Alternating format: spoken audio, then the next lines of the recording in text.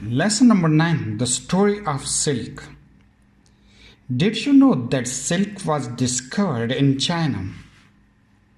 A long time ago, in a tiny village in China, there lived a poor girl belonging to a weaver's family.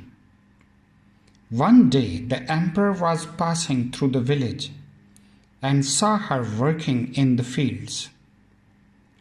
He noticed her pretty face, her proud bearing, and her rough work-worn hands, which meant she worked very hard through the year. He immediately fell in love with her and thought he was much older, decided to marry her. The girl married the ruler of the land and went to live in his palace as his beloved queen. But she was unhappy. She had grown up in the wide open spaces of the countryside, and now she was confined to a palace, magnificent though it was. She was used to working from dawn to night without a moment's rest. But now she had many servants to take care of her needs and did not know how to fill her time. In the village, she had been surrounded by family and friends who exchanged news and gossips as they worked. But in the palace, it was quiet and no one spoke out of the turn.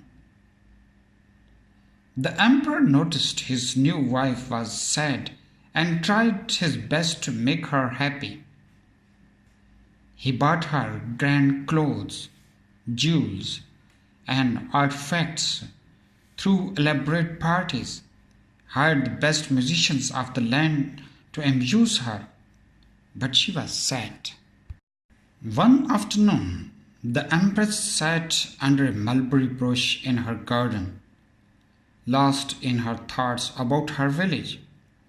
She slowly sipped hot water from a cup. Staring up at the blue sky, the girl remembered the birds that flew over her village. Then, sighing softly to herself, she picked up her cup to take another sip. But what was this? A cocoon from the mulberry bush had dropped into the hot water. Her first thought was to throw away the water and the cocoon. But then she took a closer look and she saw some threads peeping out from the cocoon. Where they had come from? She pulled the thread. They were thin, strong, and shiny. She kept pulling, and a long line of thread came out. Now Empress had a great idea. She would take thread from many cocoons and weave soft, strong cloth from it. She called her servants, and everyone got to work. They took cocoon out of the mulberry trees, dropped them in hot water, and removed the thread. They gathered a fair amount of the yarn. Then the queen ordered a special weaving machine and wove the first piece of cloth using this new thread. This was how silk, the best, brightest form of the cloth, was weaved. The manufacture of silk spread throughout China. It was the cloth that only royalty could wear and was much in demand in lands as far as Rome. The route along which silk was traded between China and Europe through Asia was called the Silk Route. Now that the China had learned how to make silk cloth, they did not want to share this knowledge with anyone in the world.